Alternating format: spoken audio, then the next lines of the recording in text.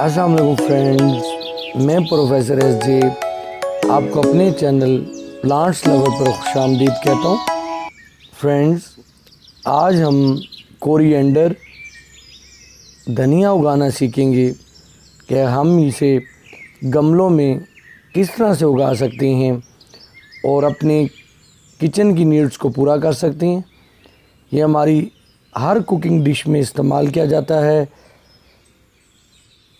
हम इसे अपनी छत पर एक थर्मोपोल के डिब्बे में उगाएंगे जो कि खेत का काम करेगा। इसकी डेप्थ 4 इंच तक होनी चाहिए और इसकी विड्थ जितनी ज़्यादा होगी उतना धनिया हम हासिल कर सकती हैं। ये डिब्बे आसानी से मेडिसिन्स की शॉप से मिल जाती हैं और मोस्टली फ्रीली वो दे देती हैं। हमें इसके बॉटम में इस तरह के होल करने होंगे। अगर बड़े होल करें तो कम तादाद में ये किए जा सकती हैं और जिस तरह मैं कर रहा हूँ तो इनकी तादाद ज़्यादा रखनी होगी ताकि एक अच्छा इसके नीचे ड्रेनेज सिस्टम बन जाए और पानी जो है ये नीचे से लॉकिंग ना हो। तो ये थर्मोपोल के डिब्बे एक खेत का काम करते हैं और ये लाइट वेट होते हैं। हमारी छत पर वज़न भी नहीं आता और इनमें हम सब्ज़ियां अच्छे तरीके से उगा सकती हैं। इसके सॉइल मिक्स में मैं भालू मिट्टी और काऊ डंग का इस्तेमाल कर रहा हूँ। आप पत्तों की खाद भी मिला सकती हैं। इस तरह से हम जो है अपने इस खेत को अपने सॉइल मिक्सचर से फिल कर लेंगे। फिर हम इस सतह को थोड़ा सा बराबर कर लेंगे। इसकी सीडलिंग पूरा साल की जा सकती है, सर्दियों गर्मियों दोनों में ग्रो कर सकता है, लेकिन जिन महीनों में बहुत ज़्यादा गर्मी पड़ती है उनमें इन्हें ग्रो करना थोड़ा सा मुश्किल होता है।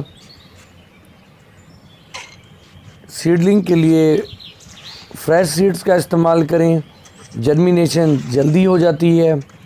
वरना आप इन्हें सोक कर लें, पानी में भिगो कर रख लें। 12 से 24 घंटे तक आप इनके सीड्स को भिगो दें तो जर्मिनेशन टाइम रिड्यूस हो जाता है। सतह हमवार करने के बाद इसमें वाटरिंग कर दें। जब हम इनके सीड्स लगा लेंगे तो फिर हमें बाद में वाटरिंग थोड़ी कम करनी पड़ेगी। ये आप इसे थोड़ा सा मॉइस्ट कर लें और इस तरह से मॉइस्ट कर लें। उसके बाद इसमें इस तरह से सीडलिंग लाइंस बना लें। ये बिल्कुल वैसा वे है जो आम तौर पे खेतों में किसानों को इस तरह से काश्तकारी करते हुए देखते हैं कि वो इस तरह से लाइनिंग कर लेती हैं और इन लाइंस में जो है वो सीडलिंग करते हैं और फिर जो है इन लाइंस की सूरत में जो है फसल मिल जाती है। ये कोरिएंडर के सीड्स हैं। इनके सीड्स गोल होते हैं, राउंड शेप में होते हैं। अगर इसकी एक सीड को ग्रो किया जाए तो इसकी जर्मिनेशन मुश्किल होती है। एक सीड को आप डिवाइड कर दें 2 हिस्सों में और जो ये 2 पार्ट्स हैं ये आपके 2 अलहदा पौधे बन जाएंगे। इस तरह से थोड़ा सा इन्हें हथेली से प्रेस करके हम इसके 2 हिस्से बना सकते हैं और फिर हम इन्हें जो है इनकी सीडलिंग कर सकते हैं। इन लाइंस में इनके सीड्स रख दें, थोड़ा सा गैप रखें। अगर इनके सीड्स बहुत ही ज़्यादा पास गिर जाएं तो बाद में आप इसकी थिनिंग कर सकते हैं, यानी कि कुछ पौधों को निकाल सकते हैं और जो पौधे बाकी रह जाएंगे उनकी ग्रोथ हेल्दी होगी। धनिए के तमाम पार्ट्स खाने में इस्तेमाल किए जा सकते हैं, इनके स्टेम, इनके लीव्स और इनके ड्राई सीड्स। तो ये हमारी बड़ी कॉमन वेजिटेबल है और अगर आप इस तरह से उगाएंगे तो आपको फ्रेश जो है आपको धनिया मिलेगा। अब इसके बाद हमें इसे कवर करना होगा। आप इस पे कोकोपीट का शावर कर दें। अगर आपके पास कोकोपीट ना हो तो आप भालू मिट्टी का इस्तेमाल भी कर सकते हैं और जो है ये आसानी से ग्रो कर जाएंगे। इनका जो हार्वेस्ट करने का टाइम है, इनकी फसल हासिल करने का जो टाइम है वो तकरीबन 40 से 45 दिन का है। उसके बाद आप इसकी पहली फसल जो है हासिल कर सकती हैं। और उसके बाद आप इसे दोबारा आप 3 से 4 बार इसकी जो है फसल को हासिल कर सकती हैं, या आपको जितनी धनिया ज़रूरत हो उतना काट लिया करें और बाद में वो दोबारा फिर ग्रो कर जाएगा। इसकी वाटरिंग शुरू में आपको जो है ज़्यादा करनी होगी। जब थोड़ी सी हल्की सी सरफेस को ड्राई देखें तो इसमें वाटरिंग कर दिया करें, और जब धनिया हेल्दी ग्रोथ पर आ जाए तो इसकी वाटरिंग थोड़ी कम कर दें। अगर आपको धनिया पे कुछ फ्लावर्स नज़र आएँ तो उन्हें इमीडिएटली रिमूव कर दें, ताकि तमाम एनर्जी जो है वो उसके पत्तों में जो है वो ये अपनी जो है एनर्जी सर्व करे। इस तरह से हमें अच्छा और हेल्दी धनिया मिल जाएगा। अगर इसमें कोई आप खाद का इस्तेमाल करना चाहते हैं तो आप कर सकती हैं, थोड़ी सी नाइट्रोजन रिच। तो इसके लिए आप काऊ डंग, जब आपकी फसल तैयार हो जाए तो आप उसमें थोड़ी सी काऊ डंग डाल दिया करें। तो इस तरह से आप एक ऑर्गेनिक तरीके से घर की फसल ये धनिया को उगा सकती हैं, और जब चाहे आपको ज़रूरत हो आप इसे जो है तोड़ के और अपने किचन की नीड्स को पूरा कर सकती हैं। तो फ्रेंड्स, इस तरह से हमने इसकी फुली वाटरिंग कर ली है। अब हम वेट करेंगे कि इसमें जो है कब धनिया उगता है। तो मैं आपको एंड का रिज़ल्ट दिखाने वाला हूँ।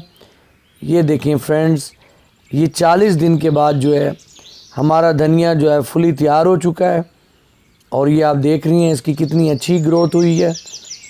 तो इस तरह से मैंने इसमें थिनिंग भी नहीं की। आप करना चाहें तो इससे अच्छी और ग्रोथ हासिल कर सकती हैं। अब ये फुली तैयार है, आप इसे काटें, इसकी चटनी बनाएं, चटनी में इस्तेमाल करें, अपनी जो है ना हर तरह की कुकिंग डिशेस में जो है आप इसका इस्तेमाल कर सकती हैं। तो ये बड़ी फेवरेट जो है ये वेजिटेबल्स हैं, कॉमन वेजिटेबल्स हैं, पुदीना, धनिया। तो ये तो हमें हर वक्त इनकी ज़रूरत होती है, तो ये आप ज़रूर उगाएं। और इस तरह से जो है आपका गार्डनिंग का शौक़ भी पूरा होगा और आपकी किचन की नीड्स भी पूरी होंगी। तो आप इन्हें इस तरह से काट सकते हैं, इनके पत्तों को टहनी समेत काट लें, लेकिन नीचे तक नहीं काटना। अगर आप आपने इस पौधे को पूरा उखाड़ दिया तो वो थिनिंग हो जाएगी, फिर उस जगह से पौधा नहीं उगेगा। अगर आपने इसका थोड़ा सा निचला हिस्सा छोड़ दिया तो उसमें दोबारा से और बड़ी तेज़ी से दोबारा धनिया आ जाएगा। तो फिर आप काट सकती हैं। एक बार सारा बराबर में भी काटने की ज़रूरत नहीं है, बस आपको जितना ज़रूरत हो उन तरह काटते रहें और दोबारा नई ग्रोथ आती रहेगी। एंड में इसके जो है सीड्स आ जाती हैं। जब सीड्स आ जाएं तो वॉश होके जो है वो दोबारा अगले सीज़न के लिए जो है वो आपके पास सेव हो सकती हैं। फ्रेंड्स, आपने देखा कि हम अपनी छत पर एक खेत की शक्ल दे के, ये आपको लग रहा है ना कि जैसे कि एक छोटा सा खेत है, तो हमने देखें एक छोटा सा खेत बना के हमने धनिया उगा लिया है। अगर इससे ज़्यादा मकदार में आप धनिया उगाना चाहते हैं तो एक थर्मोकोल का डब्बा और साथ में अटैच कर लें, तो जो है आपके एक खेत से 2 खेत बन जाएंगे। फ्रेंड्स, बहुत आसान है धनिया उगाना, इसकी कोई ज़्यादा केयर नहीं है। धूप में रखें, जितनी ज़्यादा धूप मिलेगी उतनी अच्छी ग्रोथ होगी। तो फ्रेंड्स, मेरी आज की वीडियो आपको अच्छी लगी हो तो इसे लाइक कीजिएगा, मेरे चैनल को सब्सक्राइब कीजिएगा। फिर किसी और वेजिटेबल के साथ आपसे मुलाकात होगी। अल्लाह हाफिज़।